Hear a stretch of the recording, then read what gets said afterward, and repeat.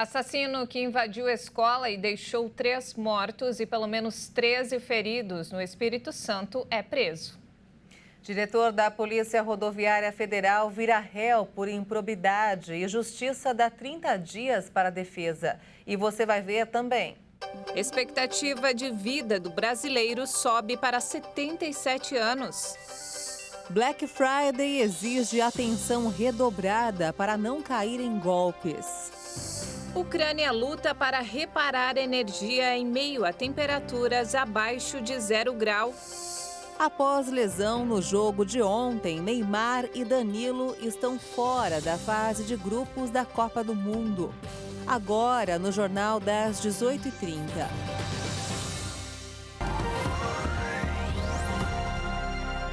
Olá, boa noite. São 18h31 pelo horário de Brasília.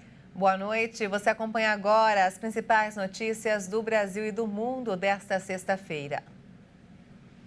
E um crime bárbaro chocou o Brasil hoje. Um ataque a 2 escolas deixou 3 mortos e pelo menos 13 feridos em Aracruz, no Espírito Santo.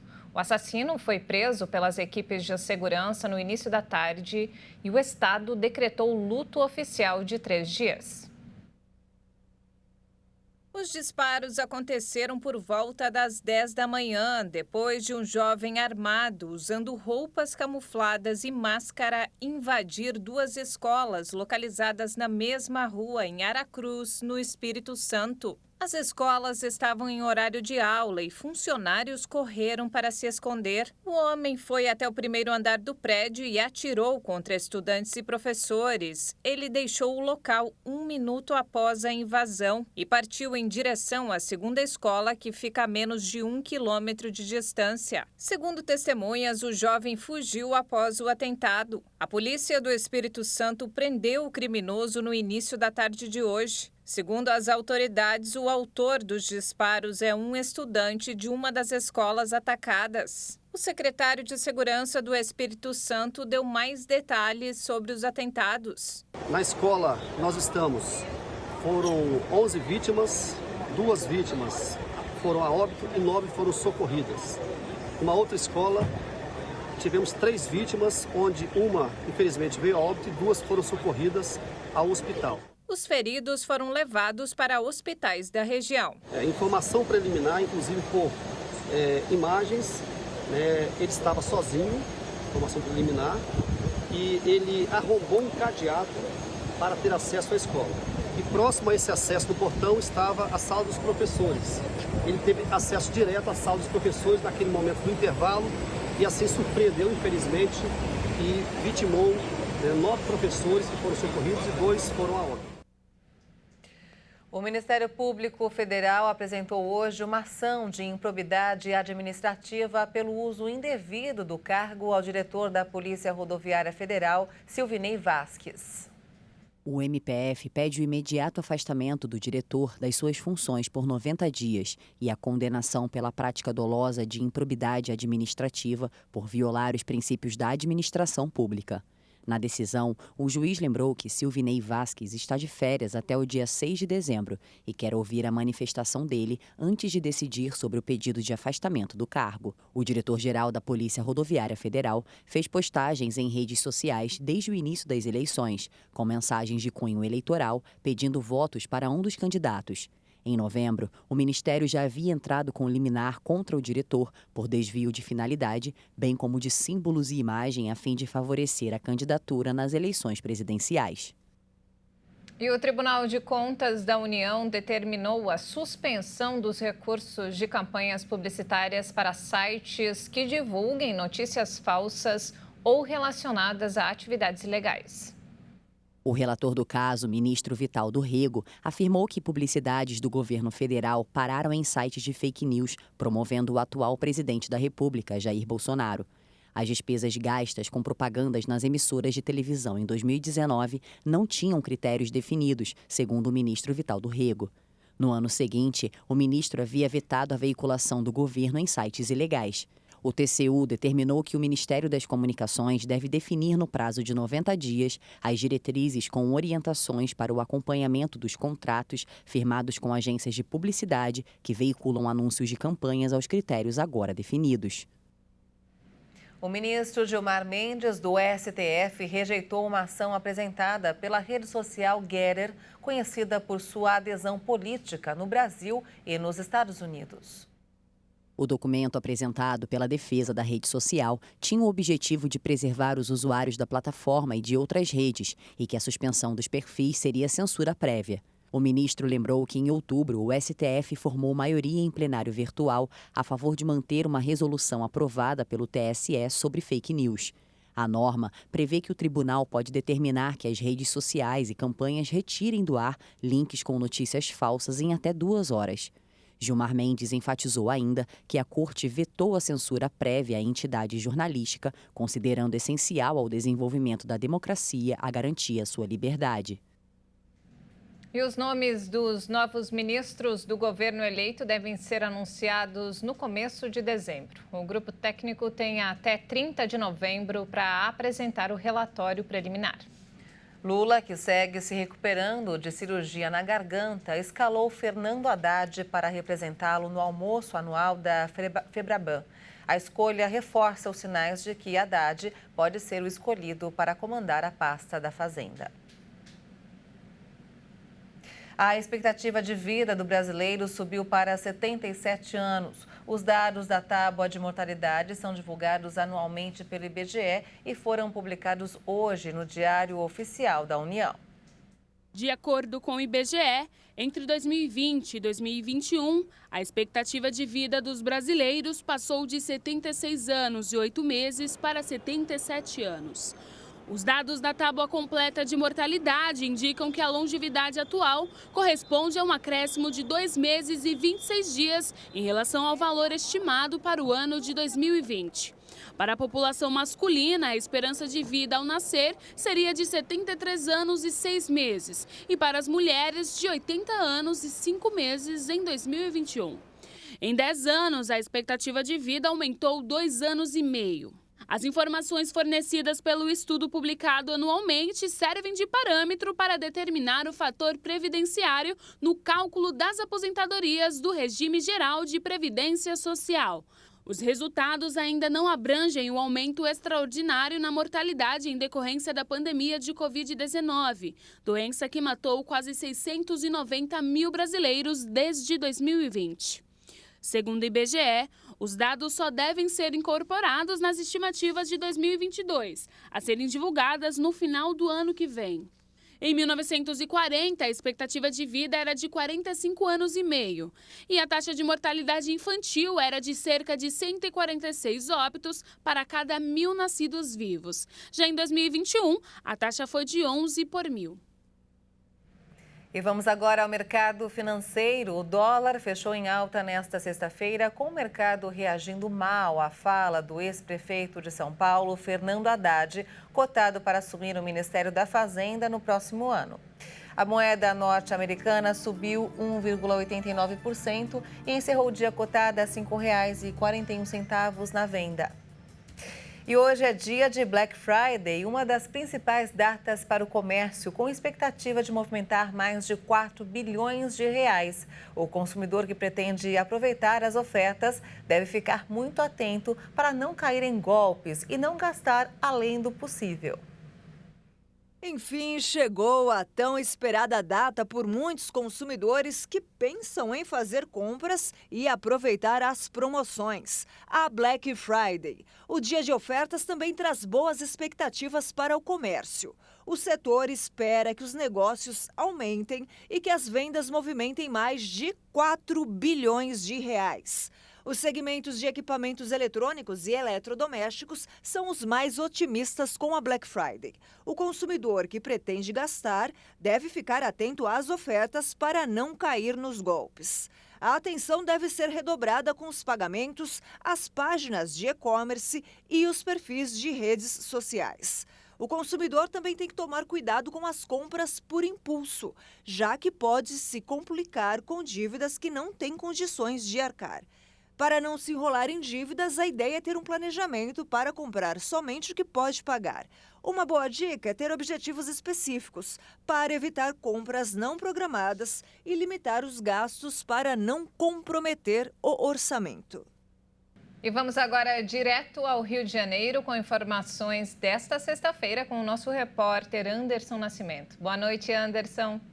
Boa noite, Maria Alice e Juliana. E o furto de cabos tem prejudicado os serviços básicos para a população do Rio de Janeiro. Segundo a Light, mais de 8 mil metros de cabos da empresa foram roubados entre janeiro e junho deste ano e afetou cerca de 30 mil pessoas. Entre 2018 e 2022, o número de casos aumentou em torno de 20%. O bairro com maior número de ocorrências foi o Recreio dos Bandeirantes, seguido de São Cristóvão e Ramos. Agora vamos falar de Covid-19. A Prefeitura do Rio confirmou mais de 12 casos da subvariante BQ1 em pacientes da cidade. Entre os dias 15 de outubro e 12 de novembro, a taxa de positividade dos testes para a doença subiu de 6% para 30%. Nesta quarta-feira, a taxa de positividade semanal parcial informada pela Secretaria Municipal de Saúde por meio do portal Painel Rio chegou a 31%. O número de internações, por outro lado, já chega a 230. A maior parte dos pacientes internados é composta por pessoas que não estão com o esquema vacinal completo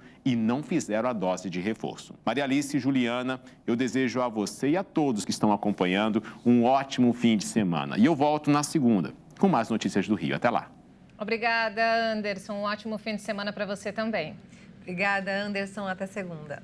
E veja a seguir, Ucrânia luta para reparar energia em meio a temperaturas abaixo de 0 grau. E ainda, evento no Catar homenageia Maradona nos 2 anos da morte do argentino. Os detalhes em instantes. Até já!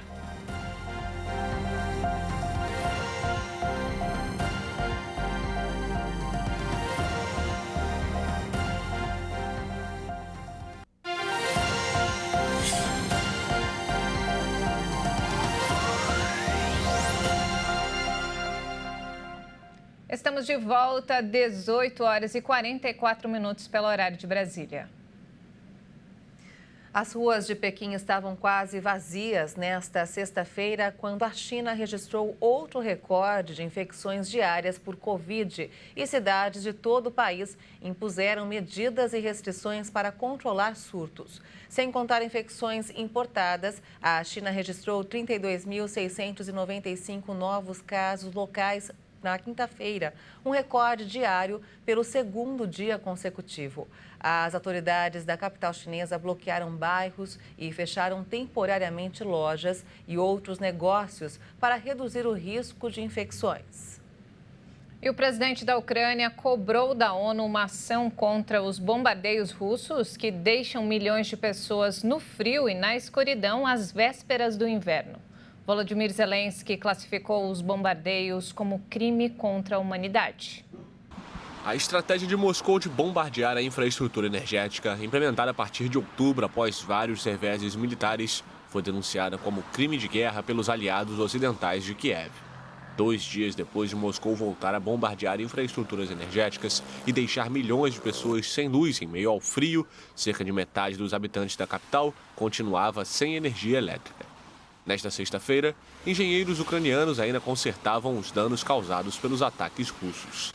Um cirurgião do Instituto do Coração de Kiev registrou em vídeo as dificuldades deixadas pelo apagão durante uma cirurgia em uma criança. As imagens mostram a equipe médica usando celulares para iluminar as máquinas. A Rússia garante que visa apenas a infraestrutura militar e acusou a defesa antiaérea ucraniana dos apagões. O Kremlin sustenta que a Ucrânia poderia acabar com o sofrimento de sua população se concordasse com as exigências da Rússia. Na linha de frente, os combates continuam em várias áreas. Na noite de quinta-feira, um bombardeio russo na cidade de Kherson, de onde as tropas de Moscou se retiraram há 2 semanas, causou 11 mortes e quase 50 feridos. A Agência Nacional de Gestão de Catástrofes da Indonésia disse hoje que o terremoto que atingiu a ilha de Java esta semana deixou pelo menos 310 mortos, incluindo muitas crianças. E olha só essa história. Uma gata londrina de 27 anos foi reconhecida pelo Guinness como a mais velha do mundo.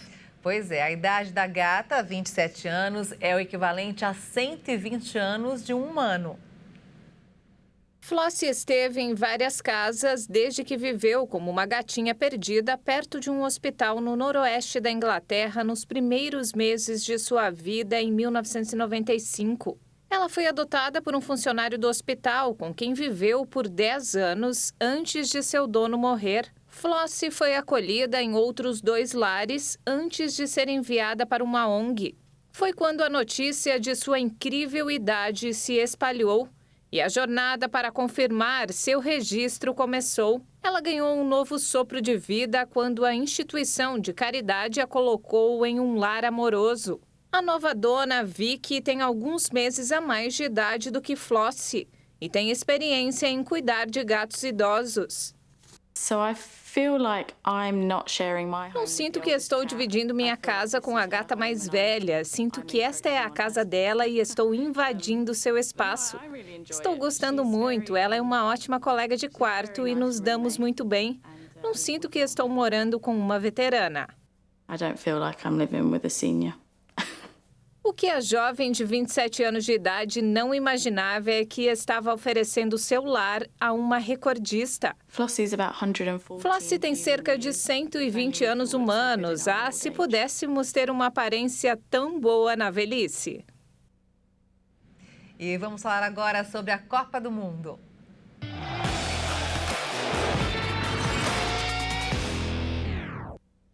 E Leonardo Félix está aqui com todas as informações desta sexta-feira. Boa noite, Léo. Boa noite, Léo. Boa noite, Maria. Boa noite, Juliana. A todos que nos assistem aqui na HIT.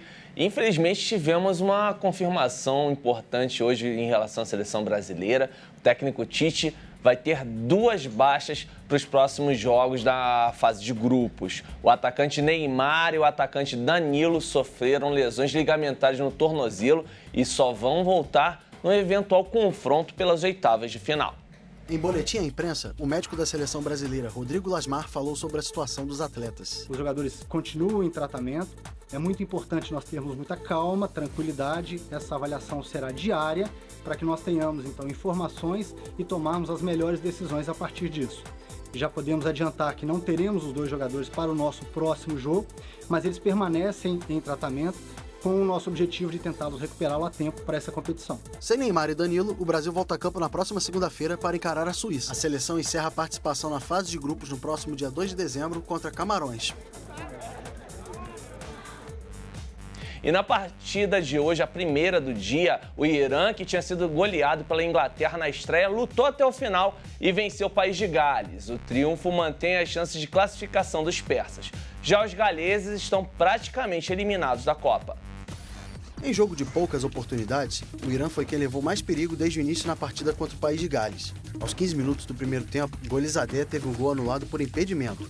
No início da etapa final, a seleção persa carimbou a trave 2 vezes no mesmo lance e finalizações de Azmoun e do próprio Golizadeh. A insistência dos iranianos foi premiada no apagar das luzes. Aos 7 minutos dos acréscimos, Rusbeh Chesmi abriu o placar com um forte chute de fora da área. Na jogada seguinte, Ramin Rezaian aproveitou excelente contra-ataque e decretou a vitória dos asiáticos por 2-0. E Senegal derrotou o Catar por 3-1 e segue vivo na briga pela vaga nas oitavas de final. Já os donos da casa atingiram uma marca inédita negativa e deram adeus ao torneio. Depois da derrota para a Holanda na estreia, Senegal bateu o Catar e conseguiu se reabilitar na Copa do Mundo. Os africanos abriram o placar no fim do primeiro tempo, com Boulaye Dia. Diédhiou ampliou para Senegal no início da segunda etapa. O Catar até diminuiu a desvantagem depois que Muntari marcou de cabeça. Gol histórico para os catares, o primeiro do país do Oriente Médio na história das Copas. Mas Senegal não quis dar chance para o azar e sacramentou a vitória com Bamba Dieng, final 3-1 para a seleção africana. Na próxima terça-feira, o Senegal decide uma vaga nas oitavas de final da Copa diante do Equador. Primeiro anfitrião da história das Copas a perder 2 jogos seguidos na fase de grupos e já eliminado, o Catar se despede diante da Holanda. E no terceiro jogo desta sexta, Holanda e Equador ficaram no empate, 1-1 pelo Grupo A da Copa. O resultado deixou a chave embolada para a classificação e definição da liderança. A Holanda abriu o placar aos 5 minutos, com um gol de Gakpo, o mais rápido da Copa até agora. O Equador foi obrigado a sair mais para o ataque e começou a levar perigo. Os sul-americanos seguiram na busca pelo empate e aos 47 minutos teve um gol anulado.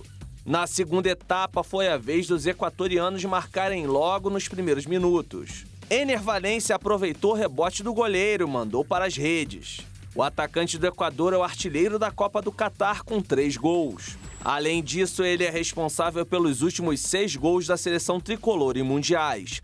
Uma sequência recorde ao lado do português Eusébio, do italiano Paulo Rossi e do russo Salenko. Os minutos finais foram tensos, mas ninguém conseguiu superar a defesa adversária. E acabou agora há pouco no estádio Al Bayat em Alcor, Inglaterra 0, Estados Unidos 0 pelo Grupo B. Este foi o 5º jogo na Copa do Catar que o placar não saiu do zero. O jogo foi bem ruim, gente, foi muito fraco mesmo. E o fim de semana está recheado de jogos lá no Catar. Vamos conferir a agenda do sábado e do domingo. No sábado, às 7 da manhã, jogam Tunísia e Austrália pelo Grupo D. Às 10 da manhã entram em campo Polônia e Arábia Saudita, no Grupo C. À 1 da tarde, duelam França e Dinamarca, no Grupo D. E às 4 da tarde, esse sim, jogão em Argentina e México, pelo Grupo C, a Argentina perdendo está fora da Copa. No domingo, teremos mais 4 partidas no Catar. Vamos conferir. Às 7 da manhã, jogam Japão e Costa Rica, pelo Grupo E. Às 10 da manhã, no Grupo F, tem Bélgica e Marrocos. À 1 da tarde, também pelo Grupo F, tem Croácia e Canadá. E fechando o dia, às 4 da tarde, vamos parar tudo, porque esse jogo é imperdível, pessoal. Espanha e Alemanha pelo Grupo E. A Alemanha também, se perder, já está eliminada e pode voltar para casa. E a seleção argentina lembrou nesta sexta do eterno ídolo Diego Maradona no dia do 2º aniversário da sua morte. E os jogadores argentinos desejaram poder dedicar essa vitória contra o México amanhã na Copa do Catar.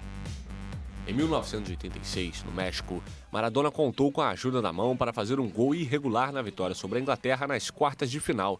A Conmebol reuniu em Doha antigos companheiros e rivais de Dom Diego. O presidente da Confederação Sul-Americana, Alejandro Domínguez, aproveitou a ocasião para destacar que Maradona contribuiu para que a Copa do Mundo se tornasse o que é hoje em dia. Ele já é imortal e ele não podia faltar neste mundial. Ele já é imortal e não poderia perder esta Copa do Mundo. Por isso está conosco, aqui presente, e estará sempre no coração de cada um dos que amam o futebol. Muito obrigado, um beijo no céu para Diego. Muitas gracias, beijo ao cielo para Diego. Eu sou italiano e sou interista. Sou italiano e torcedor do Inter, ou seja, não sou argentino nem do Napoli. E Diego fez o Inter chorar muitas vezes, a Itália também. Mas nós o amamos, somos apaixonados por ele. Lo amamos, Diego, estamos enamorados dele. Os campeões mundiais com a Argentina vestiram no evento desta sexta-feira uma camisa com a imagem de Maradona beijando a taça da Copa do Mundo de 1986, com a palavra capitão e o número 10. Ele era um daqueles jogadores que te desequilibra de qualquer maneira. Mesmo sendo um companheiro de equipe, quando a gente achava que Maradona ia fazer uma coisa, ele ia lá e fazia outra. E a gente ficava com cara de bobo. São coisas que os gênios têm. É isso aí, eu volto na segunda com mais informações da Copa do Mundo, Maria Alice e Juliana. E segunda-feira com notícias do jogo do Brasil, né? Sim, o segundo jogo. Se Deus quiser, mais uma vitória e já garantindo praticamente a classificação para as oitavas de final. É isso aí, Léo. Muito obrigada, Bom viu? fim de semana, Léo. Até lá. E o Jornal 10, 18h30 fica por aqui. Você acompanha outras informações durante a nossa programação. Uma ótima noite para você e um excelente fim de semana. Obrigada pela companhia e um ótimo fim de semana para você. Até mais.